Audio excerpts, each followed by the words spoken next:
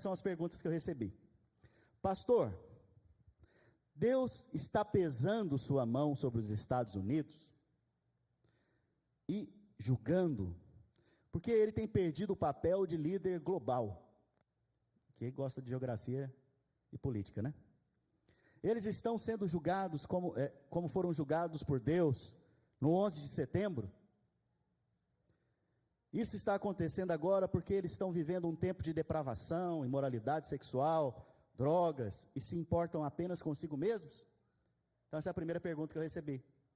A primeira pergunta aqui é se Deus está julgando os Estados Unidos, trazendo juízo sobre os Estados Unidos. Assim como ele fez, segunda pergunta, em 11 de setembro. Segunda pergunta que eu recebi. Pastor, Deus rejeitou os Estados Unidos? Tem muito irmão vendo notícia por aí, né? Porque os americanos têm rejeitado o Senhor, e por isso o juízo tem vindo sobre eles? Terceira pergunta. Pastor, minha prima não é casada, e ela engravidou, e nos últimos meses de gestação ela perdeu o bebê. O senhor acha que Deus pesou a mão sobre ela? Quarta e última pergunta. Pastor, meu filho é desviado, estava no trabalho e teve um acidente. Deus está punindo ele? Vamos orar?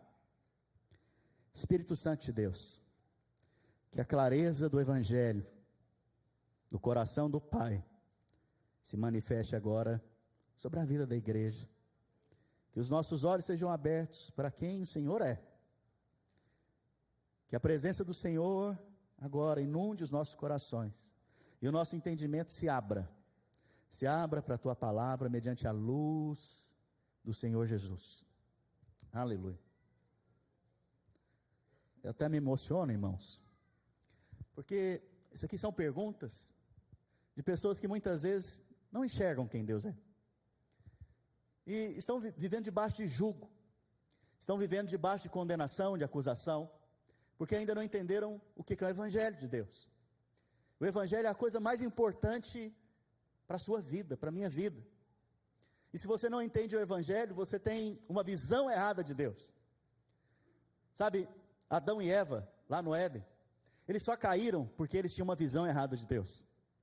Eles olhavam para Deus como alguém que queria privá-los de coisas boas. No dia que Deus criou Adão e Eva, Ele falou o quê? Para Adão e para Eva: vocês são a minha imagem e são também a minha semelhança. Você está vendo esse jardim aqui? Eu criei para que você desfrute deles. Inclusive, o nome do jardim é Jardim de Delícias, jardim de desfrute. Eu não te criei para trabalhar, para viver estressado. Eu te criei para ter desfrute na minha presença e com as coisas que eu fiz por você. Só que um dia veio a serpente, e a serpente veio ministrar ao coração de Eva algo, e ela veio falar para Eva o seguinte: olha, Deus não quer que você coma da árvore do conhecimento do bem e do mal, porque no dia que você comer dela, você vai se tornar semelhante a Deus. Olha que engano. A serpente vendeu para Eva uma visão errada de Deus. Deus já havia dito que ela já era semelhante a Ele, mas agora ela quer se tornar por si só semelhante. No dia que ela quer se tornar aquilo que ela já é, ela cai. No dia que você quer se tornar alguém que Deus já disse que você é, você também cai. A Bíblia diz então que o homem caiu, mas naquele mesmo momento Deus providenciou para aquele homem e para aquela mulher salvação, matando um animal, uma figura de Cristo. Então você percebe que quando Deus cria o homem, Ele cria para dar coisas boas. Fala comigo, coisas boas. Para dar tudo que é bom. Fala tudo que é bom. Então se você acha que Deus está trazendo sobre esta nação, ou Ele está trazendo sobre a sua vida enfermidade, doença, guerra, se é Ele que está trazendo isso, podemos fechar a Bíblia e vamos embora para casa, porque não há esperança para nós. Porque se é Deus que está fazendo isso, quem aqui pode ir contra Deus? Quem pode ir contra Deus? Ninguém pode. Mas a Bíblia não fala que é Ele que está fazendo isso. A Bíblia fala que Deus é por nós, e se Ele é por nós, quem será contra nós? Aquele que não poupou o seu próprio filho. A prova maior é que ele não poupou Jesus, o seu próprio filho. Ele não poupou a Cristo por nossa causa, por minha causa, por sua causa que está sentado aí me olhando. Ele não poupou. Na verdade, ele te amou de tal maneira que ele deu o seu próprio filho em seu favor, em meu favor, para que você tenha uma vida abundante, diz a palavra. Para que você tenha boas expectativas, para que você acorde de manhã e pense, de que maneira Deus vai me abençoar nesse dia, para que você acorde de manhã e acorde cheio de boas expectativas, não esperando o mal, mas esperando o bem que você deseja, não o mal, não o mal, sabe, se nós olharmos para o Senhor como alguém que ainda está trazendo juízo, tem algum problema com a nossa fé. Nós temos uma crença errada. Pastor, mas e o mundo? E os Estados Unidos? Os Estados Unidos não é igreja. De fato, Estados Unidos não é igreja. Sobre a igreja não há mais juízo, nem condenação. Mas o coração do Pai não é o coração de trazer juízo. Pelo menos não nesse tempo. Esse é o tempo da graça de Deus. Nós vivemos a estação da graça de Deus. Mas vai chegar um dia que a igreja não estará aqui mais. Quando nós formos tirados daqui, aí essa terra vai arder em fogo. Aí virá o grande e terrível dia, com D maiúsculo, do Senhor. Nesse dia haverá um grande juízo sobre a terra. Mas Deus não está trazendo juízo sobre a terra. Deus não está trazendo juízo sobre a terra, sabe por quê? Porque você está aqui ainda. Por sua causa, porque você é o corpo de Cristo, porque Cristo na cruz do Calvário já levou todo o juízo, e aqueles que creem nisso, não estão mais debaixo da condenação e do juízo, na verdade, eles partiram para uma nova vida, aleluia. Mas vamos entender melhor, Jesus quando estava aqui, na terra, fisicamente, ele disse algo lá em João, na verdade, João capítulo 14, verso 8, se você puder, abra sua Bíblia, acho que é importante você meditar nesse texto. Olha o que diz o texto aqui, Filipe replicou para Jesus, dizendo, Senhor, mostra-nos o Pai. Qual que é a vontade de Filipe? Conhecer quem? Deus Pai. E aí Jesus respondeu o que para ele? Disse-lhe Jesus, Filipe, há tanto tempo eu estou convosco, e não me tens conhecido. Quem me vê a mim, vê o Pai. Como dizes tu, Filipe, mostra-nos o Pai. O que Jesus está dizendo? Que ele é a exata expressão de Deus Pai. Que o que Jesus faz é o que o Pai está fazendo. Que a maneira que Jesus age é a maneira que o Pai age. E tudo que o Senhor Jesus faz, aponta, na verdade, é para a obra e para o coração do nosso Papai Celestial. Então Jesus, ele está se revelando a nós, mas na verdade é para revelar alguém. E esse alguém é o Pai. Fala comigo, Pai. Pai. Então Filipe faz essa pergunta para Jesus, e Jesus fica escandalizado com essa pergunta. Ele fala, como assim, Filipe? Eu estou com você aqui há quanto tempo, e você não me conhece? Talvez essa é a mesma indignação ou escândalo que Jesus tem a respeito de alguns. Talvez você convive com Cristo, com a igreja há tanto tempo, mas ainda não o conhece.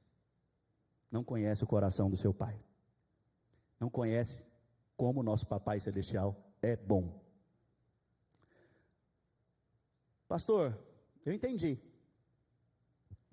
Mas o que Jesus fez para revelar o Pai? Como que ele agiu? Você está vendo que eu gosto de pregar fazendo perguntas. Se você não me faz pergunta, eu faço.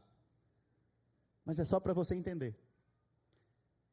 Enquanto Jesus esteve aqui na terra, irmãos, do início do seu ministério até o dia da crucificação, ninguém, até antes da crucificação, ninguém morreu na presença de Jesus. Ninguém. Ninguém morreu na presença do Senhor Jesus. Para dizer o quê? Que ele não veio para trazer morte. Ele veio para trazer o quê? Vida. E não é qualquer tipo de vida. É vida abundante. Ninguém morreu na presença do Senhor. Inclusive, quando tinha um funeral passando perto de Jesus, o Senhor Jesus estragava o funeral. Ele era um estraga-funeral. Você vai ver que por 2 ou 3 vezes tem um morto ali, e ele vai lá e ressuscita o morto.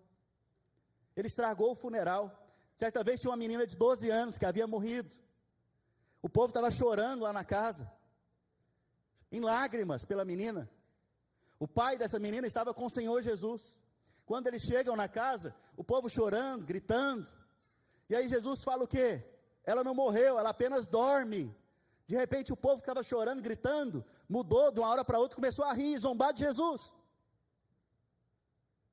E aí de repente, o Senhor Jesus sobe até aquele quarto, e lá ele ora com aquela menina, e a menina ressuscita.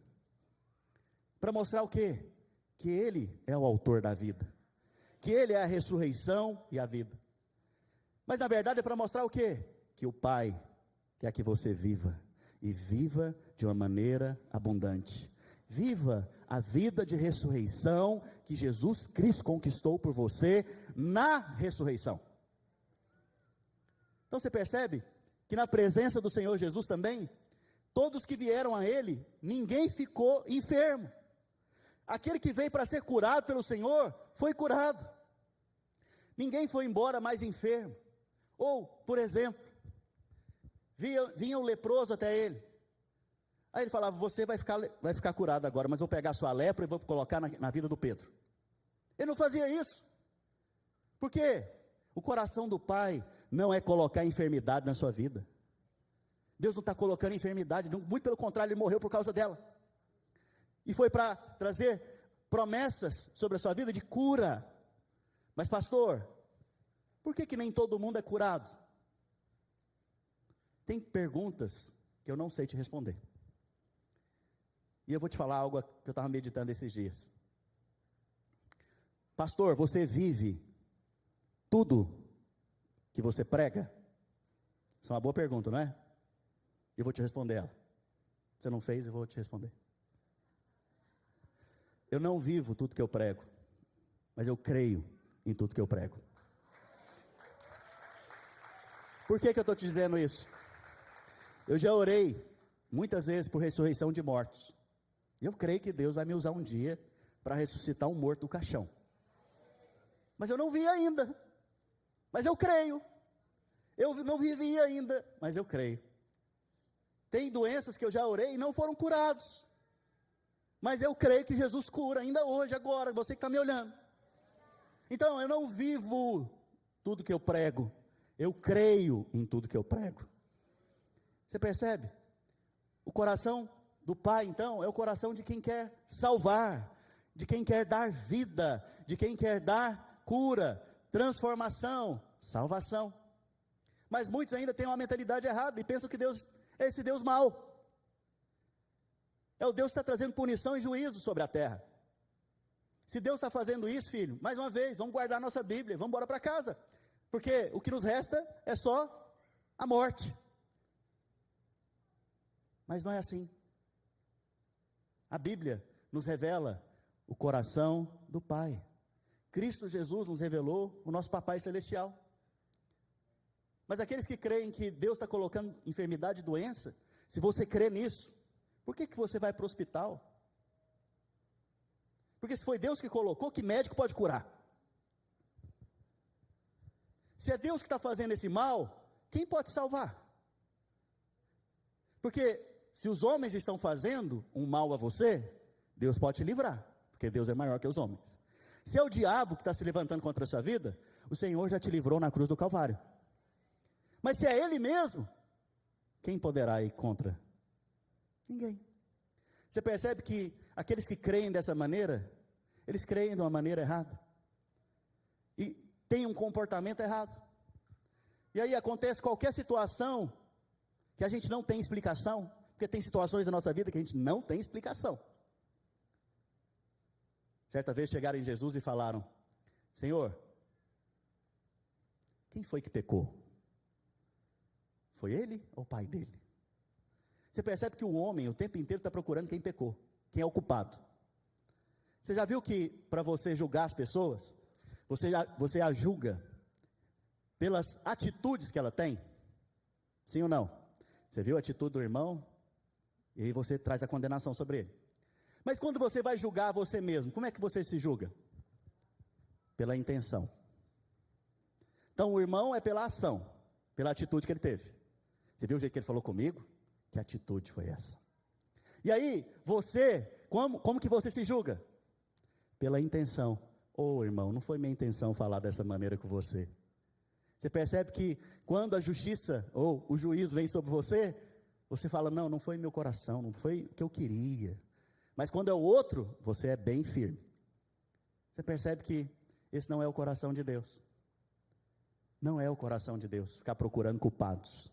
Porque o culpado, que era você, foi pago o preço por você, lá na cruz do Calvário. Então a culpa foi embora. A condenação foi embora. E você sabe o que produz juízo? Pecado. Sabe o que produz juízo? Condenação. Você sabe o que produz o juízo? A queda do homem. Mas se na cruz Jesus levou o pecado, a condenação, que juízo resta para mim e para você? Vocês estão aqui, gente? Eu estou brigando? Estou achando os irmãos tão quietinhos assim, murcho, tal. Não, eu estou querendo, com amor e carinho, te ajudar a quebrar crenças que não são a palavra de Deus. Sabe?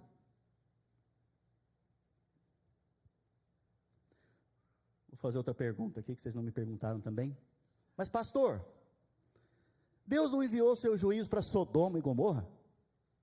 E Elias, não fez cair fogo do céu sobre os homens que vieram prendê-lo? Eu não sei se vocês lembram disso na Bíblia, mas vou contar para você o texto e o contexto lá de Sodoma e Gomorra. A Bíblia fala que a cidade de Sodoma e Gomorra, essas cidades, elas estavam tão enraizadas no pecado, que o pecado delas chegou até o céu.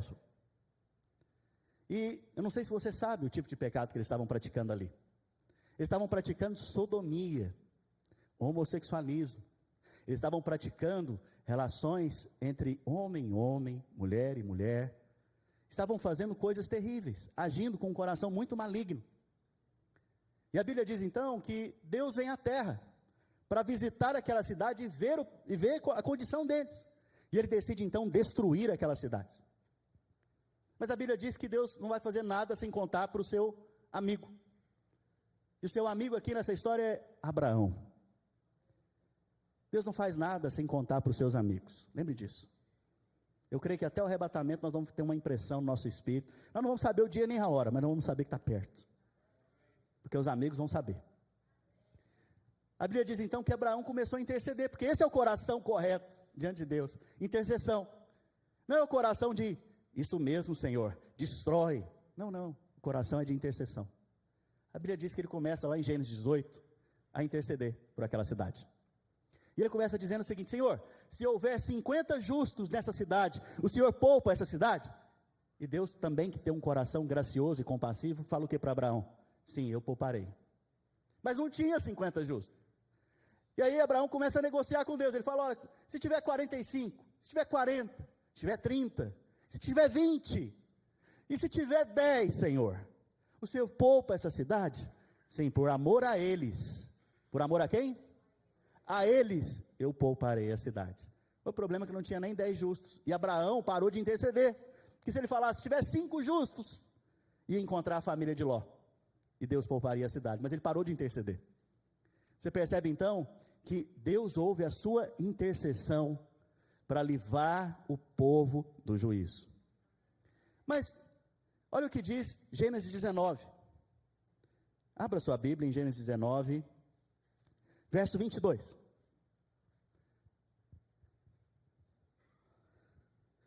Gênesis 19, 22 diz o seguinte: aqui é o anjo do Senhor falando para Ló. Ló está morando numa cidade que vai ser destruída. A Bíblia diz o seguinte: apressa-te, refugia-te nela, pois nada posso fazer enquanto não tiveres chegado lá.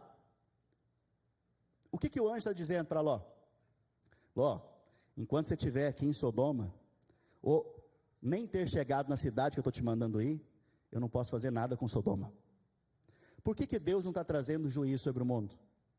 Porque ainda estamos aqui nesse mundo.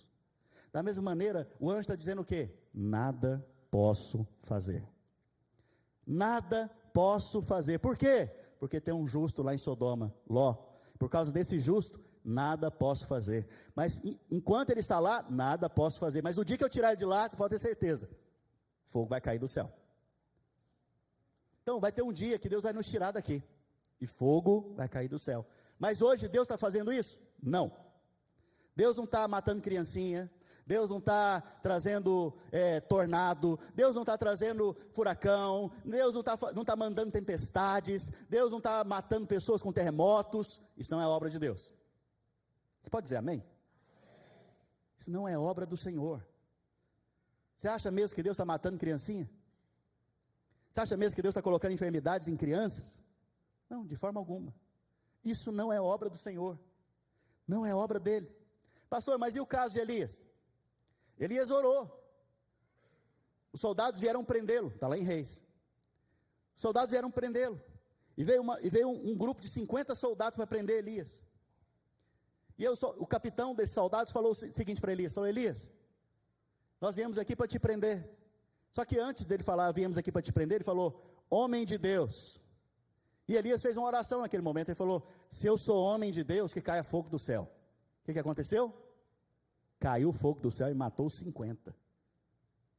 A Bíblia fala que de novo, o rei enviou mais 50 soldados para prender Elias. Como que você acha que esses soldados chegaram lá? Morrendo de medo. E o capitão fez a mesma coisa, falou: olha, homem de Deus, viemos aqui para te prender. Ele falou: se eu sou homem de Deus, que caia fogo do céu. Morreu todo mundo de novo. Quantas pessoas já morreram? 100. Por uma terceira vez, vem mais um capitão. Esse, ele aprendeu com o erro dos outros. Ele se prostrou, ele clamou pela vida dele diante de Elias. E ele falou: Elias, por favor, não faça mal a gente, nós só estamos cumprindo a ordem do rei. E Deus falou o que para Elias? Vá com esse. Preste atenção. Talvez você olhe para essa cena e fale o seguinte: está vendo? Está na Bíblia. Deus está mandando juízo sobre as pessoas. Só que você tem um problema para analisar esse texto. É o contexto. Na verdade, eu não sei se você sabe, mas a Bíblia é dividida entre Velho Testamento e Novo Testamento. Alguém sabe disso? Estou sendo só um pouquinho irônico. Preste atenção, existe uma cruz dividindo a Bíblia. E o que aconteceu na cruz? Na cruz veio o juízo de Deus, o fogo de Deus. Sobre quem? Sobre Jesus. Ele levou o juízo, ele levou o fogo de Deus, para que eu e você não pudéssemos levar mais. Sabe, se o fogo de Deus está vindo sobre a sua vida, se o juízo de Deus está vindo sobre a sua vida ainda, isso quer dizer que a obra de Jesus foi insuficiente. Podemos rasgar nossa Bíblia e ir embora para casa. Mas a obra de Jesus não foi insuficiente, foi mais do que suficiente, foi maior do que os nossos pecados. Por isso hoje nós temos um crédito diante de Deus. Você percebe que o fogo não vai vir sobre a sua vida do juízo? Mas você pode dar glória a Deus por isso? Que Deus não está trazendo juízo sobre você mais? Isso é uma boa notícia. Mas pastor, está na Bíblia. Tá bom, está na Bíblia. Deixa eu te mostrar o que está na Bíblia também. Olha o texto de Lucas, capítulo 9, verso 54. Vendo isto, os discípulos Tiago e João, alguém já ouviu falar de Tiago, um dos apóstolos? E João, o apóstolo do amor. João é um apóstolo do amor. Olha a brilhante ideia que eles tiveram. Imagina aqui o texto. Perguntaram: Senhor, queres que mandemos descer fogo do céu para os consumir? Presta atenção, irmãos. Jesus foi para uma cidade. Quando ele chegou nessa cidade em Samaria, os habitantes daquela cidade rejeitaram Jesus, falaram: não, aqui o senhor não vai dormir não, aqui o senhor nem vai entrar. E aí os discípulos viram aquilo, ficaram indignados. E Tiago e João, espiritual, homens espirituais, que querem parecer com Elias. O Elias é aquele que mandou o fogo cair do céu. Ele diz o quê? Senhor, o senhor quer que a gente ore agora e consuma todos esses homens aqui dessa cidade com fogo caindo do céu sobre eles? Você prestou atenção no contexto? Vocês estão prestando atenção? Qual foi a resposta do Senhor? Jesus, porém, voltando-se, os repreendeu. Veja, toda vez que você quer trazer juízo e condenação, você vai receber uma repreensão de Jesus. Ele os repreendeu e disse: vós não sabeis a que espírito pertence. Opa, tem alguma coisa errada aqui então. Se Jesus está falando que eles estão com o espírito errado, e Elias fez isso, qual que é o problema aqui? O problema é que você quer viver ainda, Tiago, João, na antiga aliança, mas nós somos os homens da nova aliança, aonde no meu corpo e no meu sangue, eu levei o juízo. Então não há mais juízo e condenação a ninguém. Por isso você não pode pedir hoje para cair fogo do céu. Por isso você não pode fazer a oração hoje: pesa a mão sobre aquele irmão, Senhor. Pesa a mão sobre aquele outro que fez isso comigo. Você não pode ter esse tipo de oração mais, porque senão parece que você não pertence ao Espírito, que é o Espírito de Cristo. Vocês estão comigo, gente? Então, muitos vivem, irmãos, como se a cruz não fizesse qualquer diferença. Mas a cruz, ela dividiu não só a história que nós temos, ela dividiu a nossa vida. Na verdade, a cruz nos matou em Cristo, e na ressurreição de Cristo nós ressuscitamos com Ele, para uma nova e eterna vida. Sabe, tem outra coisa que também acontece, baseada nessa crença, profetada. Deus vai pesar a mão sobre você por causa desse pecado.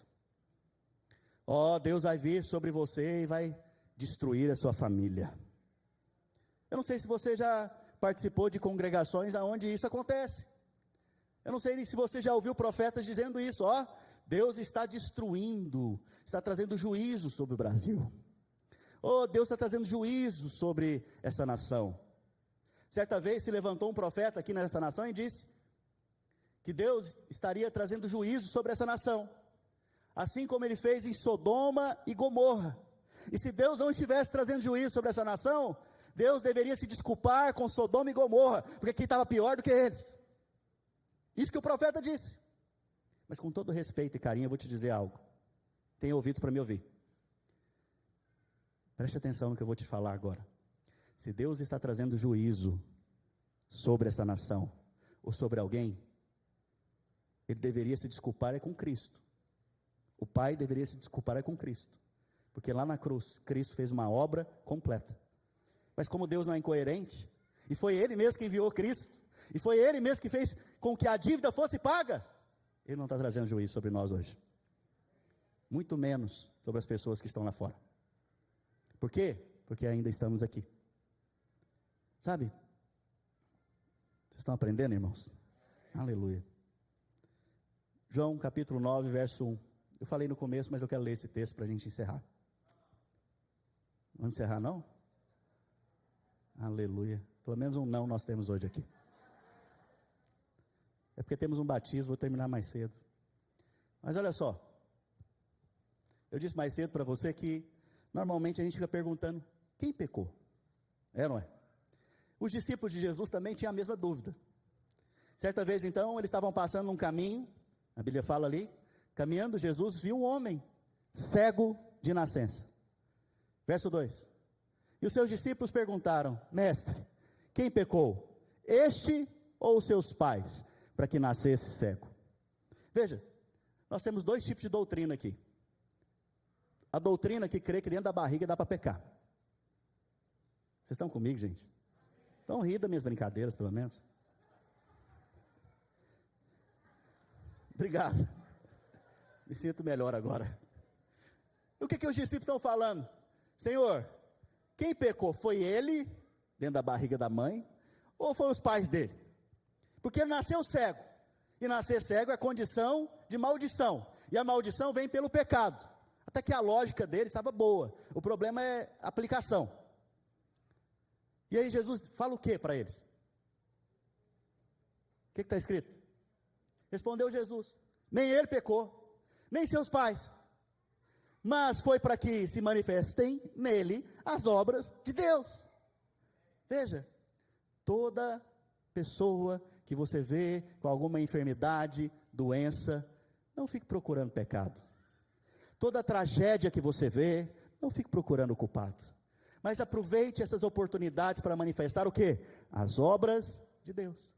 Jesus, ele não fica querendo satisfazer a curiosidade dos discípulos, falando de pecado de alguém, ou de um ou de outro. Não. Ele fica mostrando para os discípulos o quê?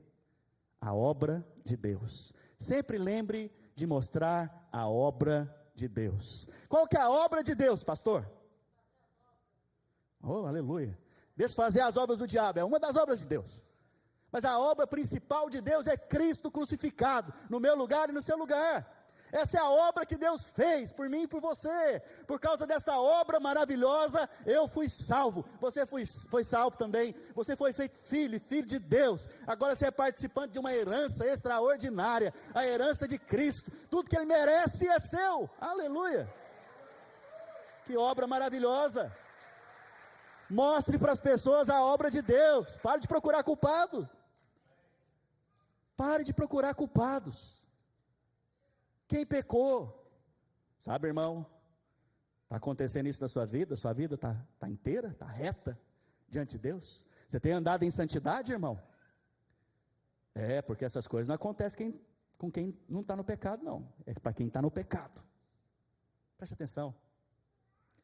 Você acha mesmo que se fosse esse o ensino, essa teologia, essa forma de agir diante dessas situações, Jesus teria falado isso?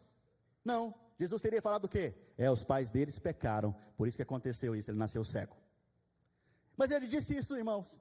Não, ele não disse isso. Ele disse o quê? Para que se manifeste nele as obras de Deus. Deixa eu te falar uma coisa. A Bíblia fala que Jesus cuspiu no chão, fez barro com cuspe. Imagina, eu vou orar por cura com você, agora eu vou cuspir em você.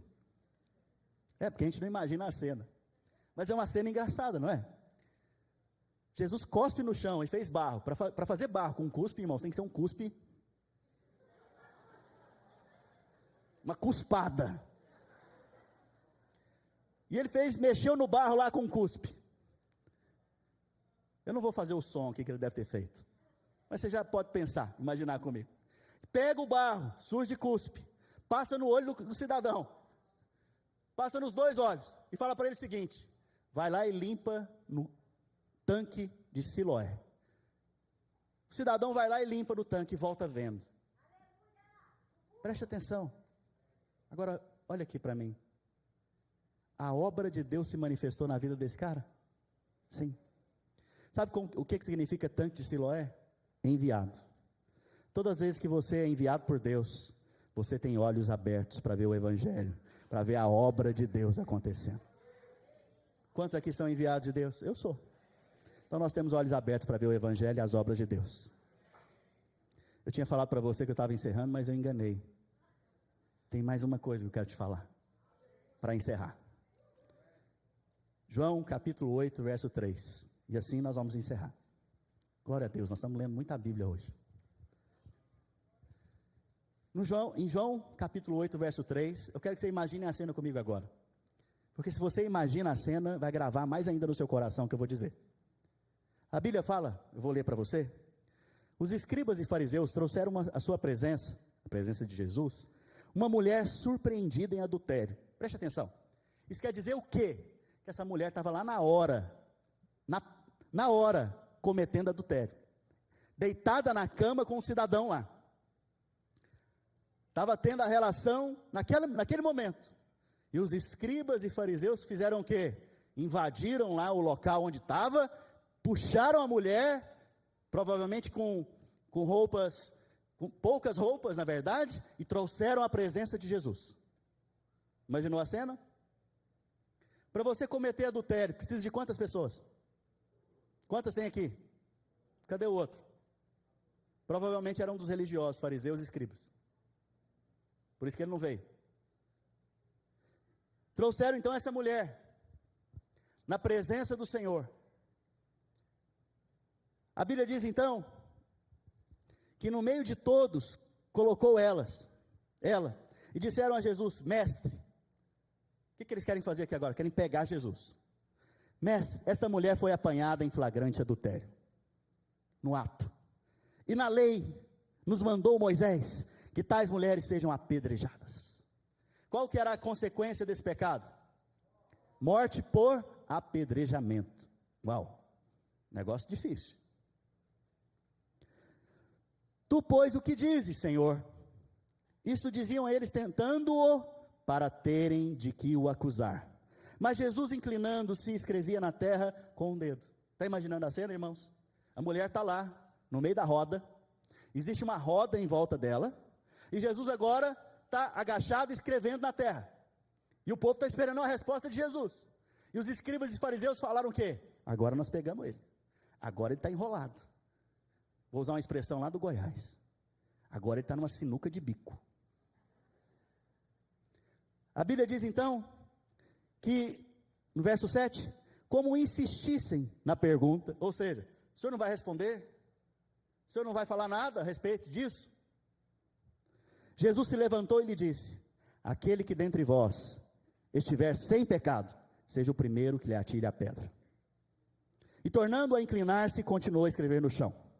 Mas ouvindo eles esta resposta, e acusados pela própria consciência, foram se retirando um por um, a começar pelos mais velhos até os últimos, ficando só Jesus e a mulher no meio onde estava. Erguendo-se Jesus e não vendo a ninguém, mas, além da mulher, perguntou-lhe: mulher, onde estão os teus acusadores? Preste atenção. A obra de Deus, vocês estão comigo? A obra de Deus, quando ela é revelada, ela remove todos os acusadores ao seu derredor. A obra de Deus, quando ela é revelada, Jesus traz um decreto espiritual. Ele disse algo: nem eu te condeno. Agora eu quero que você imagine a cena. A mulher foi pega em flagrante adultério, estava traindo, ela estava no ato, e Jesus não a condenou. Por quê? Porque agora Deus está mais mansinho, porque agora Deus está colocando, não está dando muita importância para os pecados. Não, o pecado é algo tão terrível diante de Deus, que Ele teve que enviar o seu próprio Filho para morrer no meu lugar e no seu lugar, por causa do meu e do seu pecado, por causa dos nossos pecados. Jesus morreu, e Jesus estava falando o quê? Esse também vai para a minha conta, na cruz do Calvário eu vou levar esse pecado, por isso nem eu mesmo te condeno. Sabe, eu compartilhei isso tudo com você hoje, talvez um pouco indignado, com amor e carinho, porque muitos ainda pensam de maneira errada a respeito de Deus. Hoje, nós vivemos debaixo da obra do Senhor Jesus Cristo, e essa obra é a nossa viva esperança. Essa obra é a viva esperança que nós temos. Vamos ficar de pé? Antes da gente começar o batismo, vamos encerrar essa palavra. 1 Pedro, verso 1, capítulo 1, verso 3. 1 Pedro, capítulo 1, verso 3. Olha o que o apóstolo Pedro diz: bendito Deus e Pai do nosso Senhor Jesus Cristo. Você pode dizer nessa manhã: bendito, que segundo a sua muita misericórdia, misericórdia aqui também pode ser traduzido por como graça, nos regenerou para uma viva esperança. Você foi regenerado, você foi gerado de novo. Antes você era filho do pecado, da serpente. Agora você foi regenerado. Você se tornou filho de Deus. Só que você foi regenerado para quê? Para viver uma viva esperança. Viva esperança. E eu disse no começo da palavra, muitos têm sido roubados da viva esperança. Hoje é o dia que você vai encerrar isso na sua vida. Você não vai andar com medo de Deus, esperando juízo, punição. Você não vai ficar inclusive atribuindo a Deus coisas que Ele não está fazendo, porque Deus hoje está salvando, Ele não está trazendo juízo.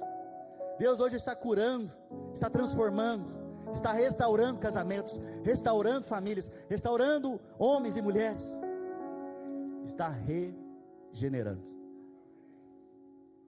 Olha o que mais diz o texto: mediante a ressurreição de Jesus Cristo dentre os mortos, para uma herança incorruptível, sem defeito, imarcessível, reservada a nós nos céus, para vós outros, que sois guardados pelo poder de Deus, mediante a fé, para a salvação preparada para revelar-se no último tempo.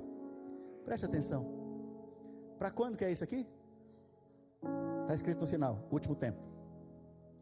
No último tempo vai haver uma salvação, que não é a salvação do juízo, é um outro tipo de salvação. Eu creio que nesse último tempo vai haver um grande mover de Deus, onde muitos irmãos vão ser atraídos a Cristo de uma maneira extraordinária. Eles vão entender tanto a graça de Deus, o favor de Deus, o evangelho de Deus, que vão corresponder a Cristo em amor e vão dedicar suas vidas a Cristo Jesus somente. Eu creio que essa salvação chegou. Eu creio que esse tempo está chegando. Eu creio que Jesus está voltando em breve. Eu creio que vocês são o povo bendito que Deus vai usar nesse tempo do fim, para trazer salvação sobre a terra e não juízo. Então levante as suas mãos agora.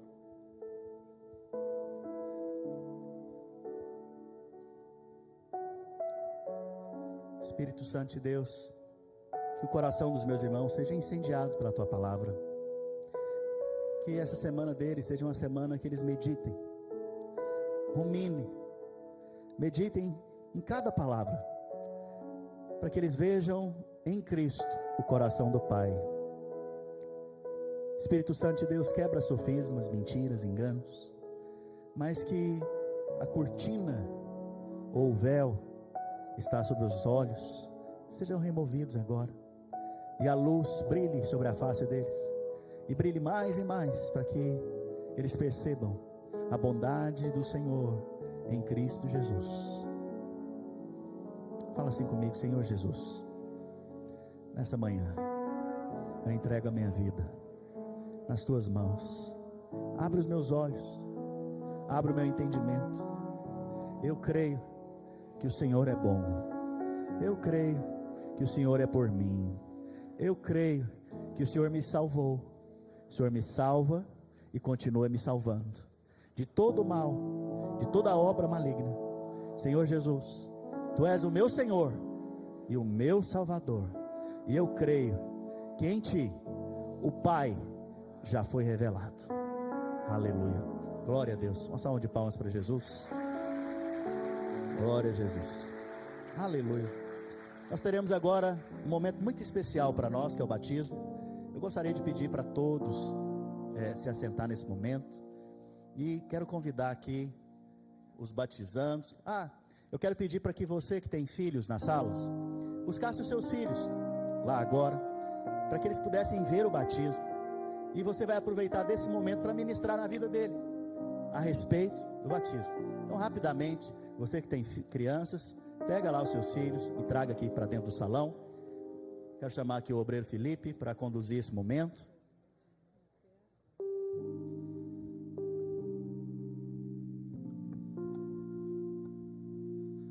Aleluia. Hoje é um dia de festa, irmãos, amém? Hoje é um dia de alegria. É um dia de morte, mas é um dia de alegria. Eu estava pensando aqui, todas as vezes que nós vemos na Bíblia homens ou mulheres sendo encontrados pelo Senhor, eles sempre perdem algo, eles sempre são marcados em algo. Quero dar 3 exemplos, um do Antigo Testamento e 2 do Novo. No Antigo Testamento nós temos Jacó. Quando ele foi encontrado pelo Senhor, a Bíblia diz que após esse encontro ele saiu mancando, porque o Senhor tocou a sua coxa e ele saiu mancando, e a Bíblia diz que ele mancou pelo resto da sua vida. Então ele recebeu uma marca do Senhor, literalmente. Já no Novo Testamento nós temos o apóstolo Paulo, perseguidor da igreja, fariseu, indo perseguir a igreja. No meio do caminho, Cristo encontra ele, e a Bíblia diz que ele cai do cavalo. Brincadeira, a Bíblia não diz isso não. A Bíblia diz que ele cai por terra e os seus olhos se fecham, ele fica cego. Então ele fica cego por 3 dias. Então Paulo perdeu alguma coisa também, perdeu a sua visão. E quando Jesus vai chamar os seus discípulos para caminhar com Ele, eles perdem o seu emprego, perdem a sua vida, eles perdem tudo aquilo que eles planejaram como futuro. E sabe, hoje, esses novos irmãos na fé estão perdendo algo também. Eles decidiram perder algo, eles decidiram se deixarem ser marcados pelo Senhor. E essa é uma marca que vai durar pelo resto da vida de vocês. Essa é uma marca que para sempre vocês vão se lembrar. Interessante que quando Jesus vai curar o paralítico no tanque de Betesda, ele fala assim: olha, você levanta e anda, pega o seu leito e vai. Agora você pode me perguntar, por que ele mandou pegar o leito? Por que ele mandou pegar o item que ia mais trazer lembranças ruins para aquele cara? O lugar que ele ficou deitado por 38 anos. Para que carregar? Para que ficar olhando? Sabe por quê? No dia que ele estivesse correndo, no dia que ele estivesse pulando e andando, ele ia olhar para aquilo e falar assim: o Senhor me tirou daqui. Foi desse lugar que o Senhor me tirou. Então, diferentemente do diabo, quando o Senhor te mostra o seu passado, não é para te condenar e nem te acusar, mas é para te lembrar da onde foi que Ele tirou você, do que Ele te salvou. Então, vocês vão poder lembrar do passado de vocês, às vezes vai vir na sua mente, mas que não seja como uma forma de acusação, mas sim uma lembrança de onde eu estava e onde eu estou hoje. E isso serve para todos nós aqui também.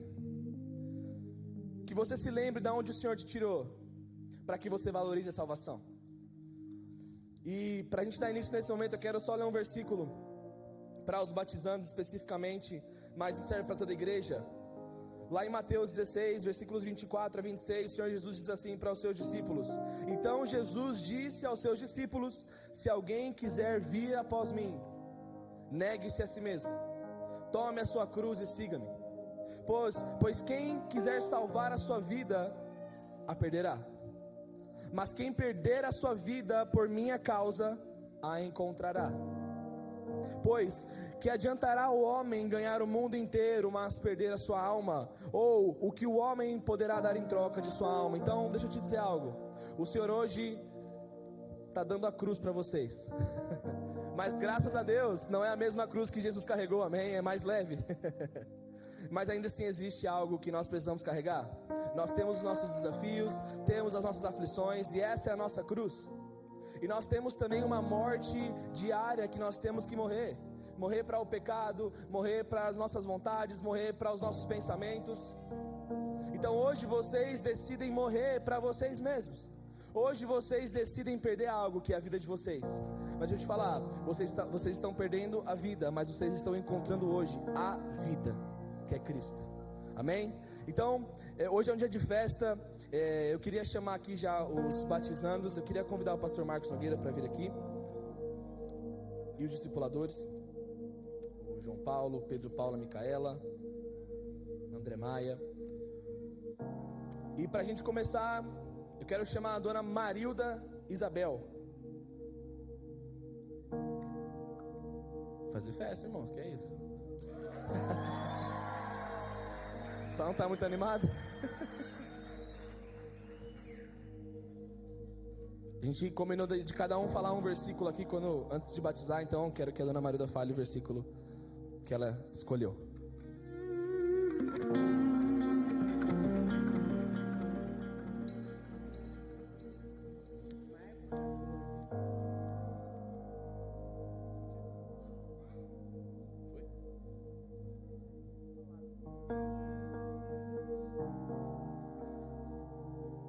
Gostaria que os discipuladores viessem aqui à frente cooperar conosco rapidamente.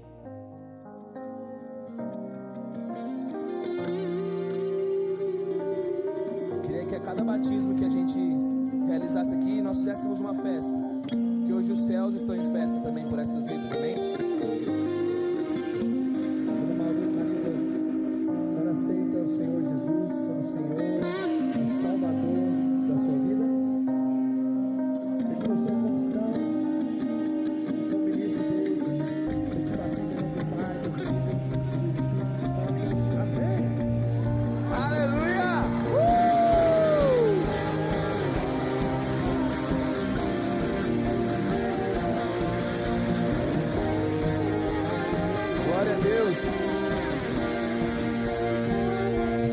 quiserem deixar as toalhas preparadas já para hora de sair, para não molhar nada. Irmão, só para reforçar, a irmã Marilda, ela é da igreja de Miami, do pastor Marcos Nogueira. Quero também chamar aqui da igreja de Miami a Sara Rocha.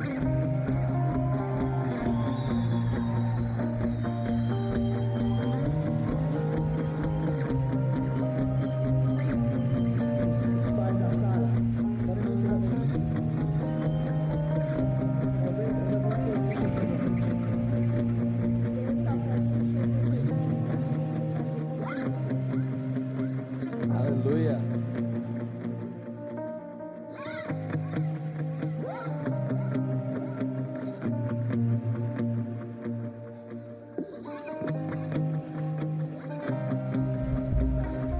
Você aceita o Senhor como Senhor e Salvador da sua vida?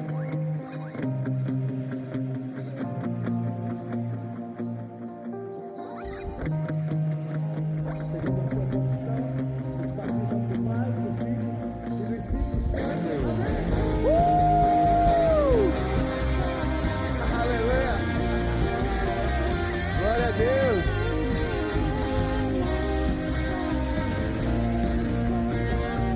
Queria chamar aqui o Raul Proença.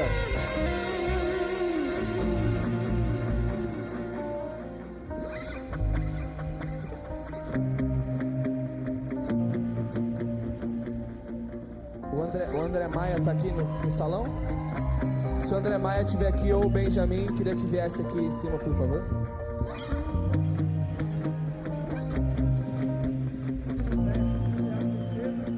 E vamos receber as coisas que estão de agora. Existem as coisas que não podemos ver. Amém. Glória a Deus.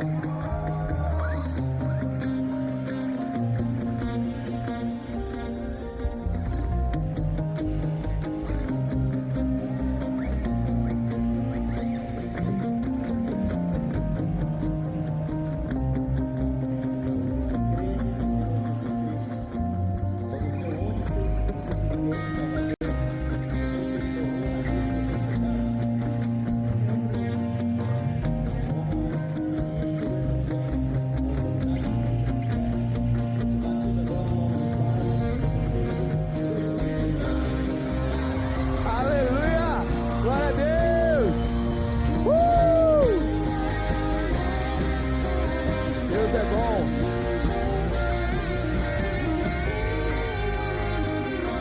Queria chamar aqui à frente a Rebeca da Silva. Só um momento. Irmãos, eu queria aproveitar esse momento também, para nós como família de Cristo, orarmos pela vida do Raul. A sua mãe, essa semana, faleceu, e eu sei que não é algo fácil, mas o Espírito Consolador, o Espírito Santo nos consola. Há um ano atrás eu perdi meu pai, não foi nada fácil. O que fica agora são as lembranças. Então eu queria que nós orássemos pelo Raul agora, que já está nascendo para uma nova vida, recebendo já a consolação do Espírito Santo. Estenda sua mão para cá, vamos abençoar. Pai, nós abençoamos a vida do Raul, dos seus familiares. Pai, eu declaro que o consolo do Espírito Santo seja envolvido nele agora. Que ele tenha paz no seu coração. Que ele tenha a percepção do Espírito Santo dentro dele. Que ele tenha a revelação da esperança que nós temos em Cristo Jesus. Que a esperança que nós temos em Cristo Jesus, a viva esperança, seja ministrada ao coração dele agora. Em nome do Senhor Jesus. Aleluia. Glória a Deus.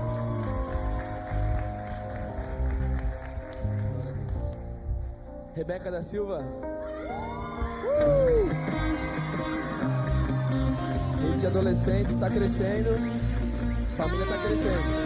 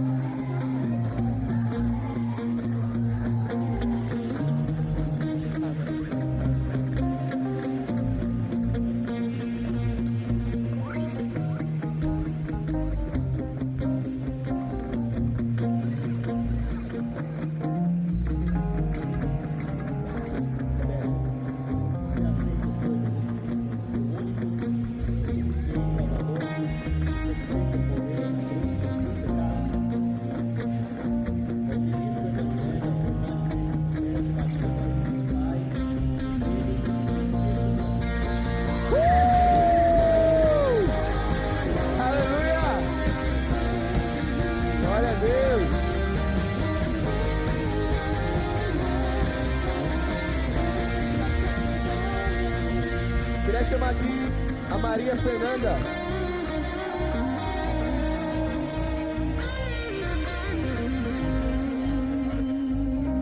Os pais também podem subir. Vai falar o versículo dela.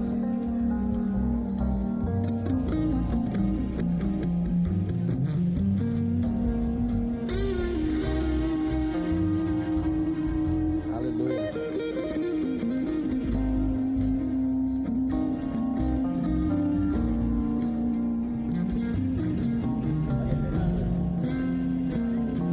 Morreu na cruz do Calvário por você, para pagar o preço dos seus pecados. Você crê que Ele é o seu único e suficiente Salvador? Com a autoridade de Cristo nessa terra, de partir agora em nome do Pai, do Filho e do Espírito Santo. Glória a Deus. Aleluia.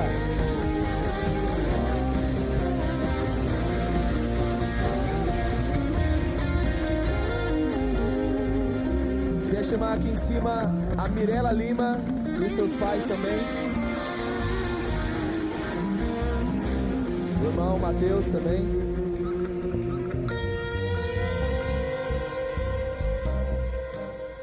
Portanto, agora nenhuma condenação há para aqueles que estão nos espíritos que não andam segundo a carne, mas segundo o Espírito. Aleluia. Amém.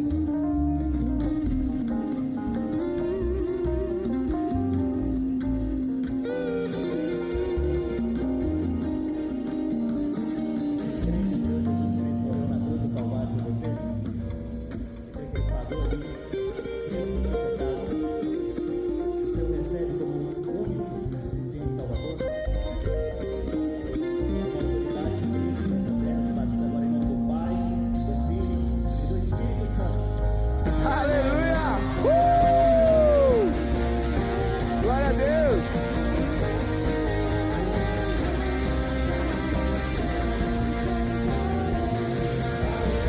Glória a Deus! Gostaria que nós pegássemos a ceia agora, vamos celebrar a ceia. Abaixa só um pouquinho, Senhor. É a primeira vez que esses irmãos vão celebrar a ceia. Nós vamos celebrar a ceia junto com eles. Pega a sua ceia agora na sua cadeira. Você que é batizado, me dá uma ceia, por gentileza.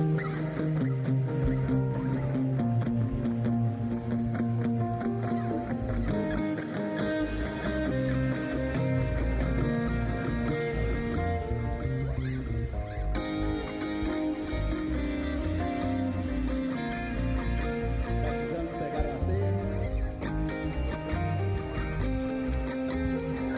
Todos os batizantes puderam subir aqui para a gente tomar a ceia juntos. Os discipuladores, pastores, me ajudem, por gentileza, trazê-los. Pode vir com seus familiares, se você quiser. Levante agora o cálice. Senhor Jesus, esse é o cálice da nova e eterna aliança que nós temos no Senhor. É o teu sangue que foi derramado para nos comprar de volta para o Pai. Nós fomos comprados pelo teu sangue, a preço de sangue, sangue puro, sem mácula, sem pecado algum. O Senhor não pecou, o Senhor não tinha pecado, por isso se qualificou para pagar o preço por nós, e em nosso lugar faleceu, morreu, para derramar o teu sangue em nosso favor. Nós levantamos hoje o cálice da salvação, e ao bebermos deste cálice nós dizemos que temos uma aliança com o Senhor, e fazemos isso até que o Senhor venha. Levantamos também o nosso pão, que é o teu corpo, que é o pão da vida. Tua palavra diz que quem comer deste pão será saciado, quem comer deste pão será curado. Nós cremos que ao comermos deste pão, nós somos saciados. Ao comermos deste pão, nós somos curados de toda enfermidade. Pois no teu corpo o Senhor levou a maldição, para que hoje no nosso corpo tivesse a bênção da cura sobre nós. Ao comermos o pão e bebermos o cálice, nós dizemos que temos aliança uns com os outros e fazemos parte do corpo de Cristo. Celebre agora a ceia com mais um irmão. Compartilhe o pão, compartilhe o cálice, em nome de Jesus.